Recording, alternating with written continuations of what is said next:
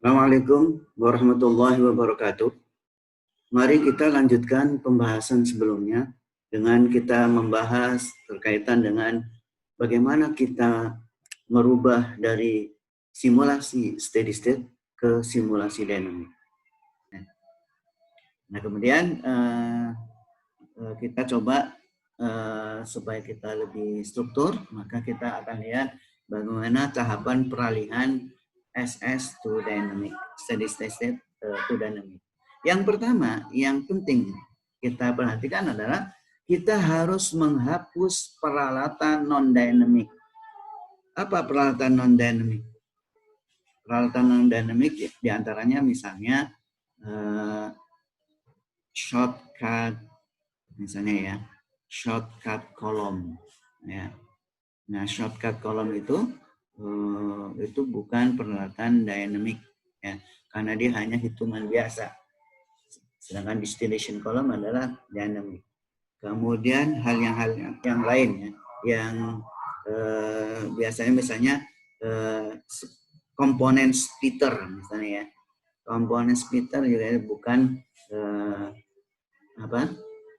bukan peralatan dynamic. Kalau kita dalam simulasi steady state kita masih menggunakan peralatan-peralatan yang dynamic ini, maka kita harus hapus. Biasanya Unisim akan memberitahu, nah ini tidak bisa dilakukan peralihan ke dynamic, mode dynamic, karena masih ada peralatan yang non-dynamic. Jadi kita harus hapus dulu. Yang berikutnya, klik tadi dynamic mode. Dan kemudian tadi kita bisa memiliki dua pilihan sebenarnya. Pilih no untuk dynamic assistant atau kita pilih OK ya, untuk dynamic assistant. Kemudian baru kita klik integrator ya. Dan kemudian pilih yes untuk dynamic assistant. Pilih make changes pada dynamic assistant. Kemudian kita cek flow rate masing-masing dari aliran tersebut. Mari kita lihat ini dalam kondisi sudah mode dynamic mode. Ini dua-duanya dalam kondisi dynamic. Kemudian kita akan melihat aliran masing-masing. Ya. Ya, bagaimana kita membuat aliran tadi, menampilkan aliran dari masing-masing, baik dia di aliran 1, 2, 3, dan 4. Ya. Nah, secara manual kita bisa menggunakan databook. Dan untuk menampilkan databook ini, kita tahapannya adalah kita menggunakan Ctrl D. Kemudian kita di sini ada insert ya. Ya, di databook ini ada insert ya. Kita insert kemudian kita pilih objek ya, objeknya.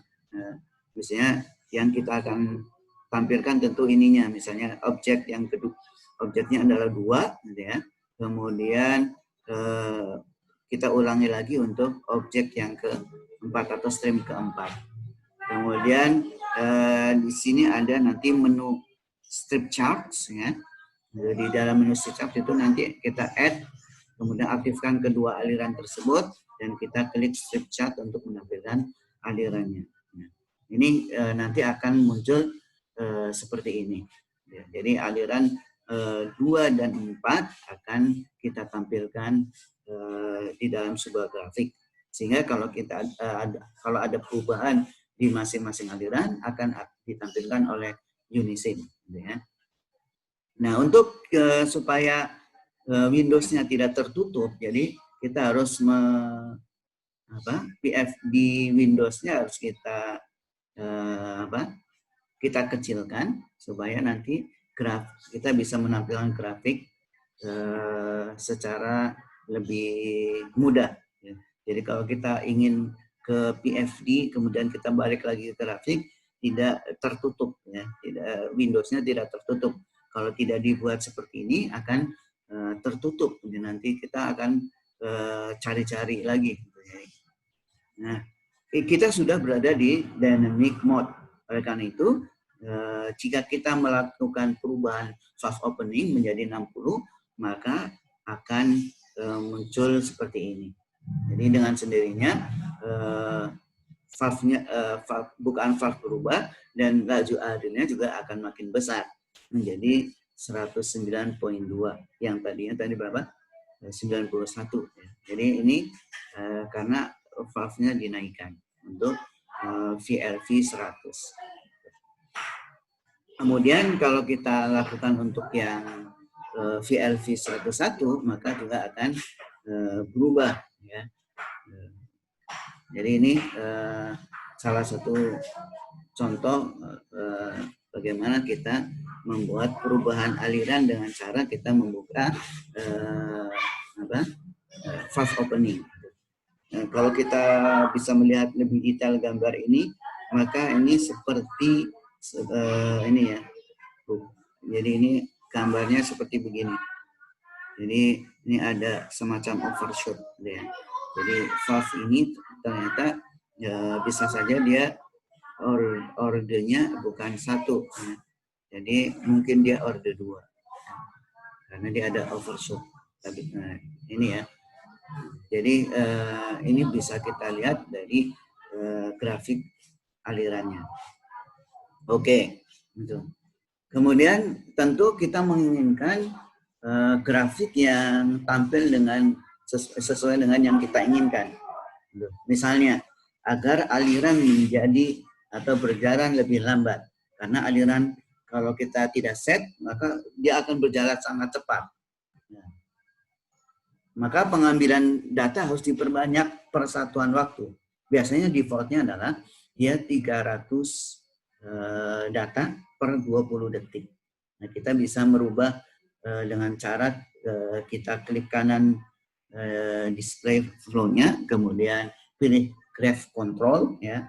Ini ada graph control di sini, ya.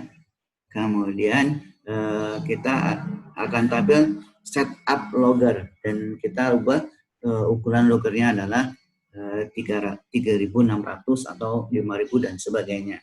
Ini kalau kita ingin memperlambat laju aliran, sehingga nanti ketika kita ubah bukan valve, perubahan akan kita lihat secara lebih lama, gitu ya. Tidak hilang begitu saja, gitu ya. Ini terkait tadi ya. Kemudian terkait dengan bagaimana sizing method, ya. Tadi disebutkan bahwa ada 2 tipe, CV dan CG. Tentu makin besar CV atau CG akan makin besar laju alirnya, karena dengan bukaan valve yang sama, ya, karena ukurannya berubah. Misalnya yang tadinya CV-nya itu 0,2145 kita ubah menjadi 0,429, maka kita akan lihat perubahan laju alirnya, ya. Dan kita bisa lihat berapa laju alir maksimalnya. Itu terkait dengan CV dan CG yang merupakan ukuran dari sebuah kontrol valve, ya. Kemudian tadi bahwa valve itu memiliki karakteristik. Ini ada 3 karakteristik dari valve, ya. Yang pertama adalah yang biasanya defaultnya adalah linear, ya. Nah, pada kondisi linear maka pada bukaan valve 50%, maka posisi CV-nya juga 50%. Ya, kalau dia 40 misalnya, ya, maka posisi CV-nya adalah 40%. Berarti bukaan laju alirnya adalah 40% dari normal. Gitu. 40% ya, dari maksimum, ya, maksudnya, ya, dari maksimumnya, ya. Nah, pada bukaan valve 50%, laju alirnya adalah sekian. Jika kita menggunakan karakteristik laju linear, maka kita akan mendapati seperti ini. Nah, bagaimana jika karakteristiknya kita ubah menjadi quick opening? Ini namanya saja quick opening. Berarti pada posisi valve yang lebih rendah, ya, bukaan valve-nya akan lebih tinggi, ya.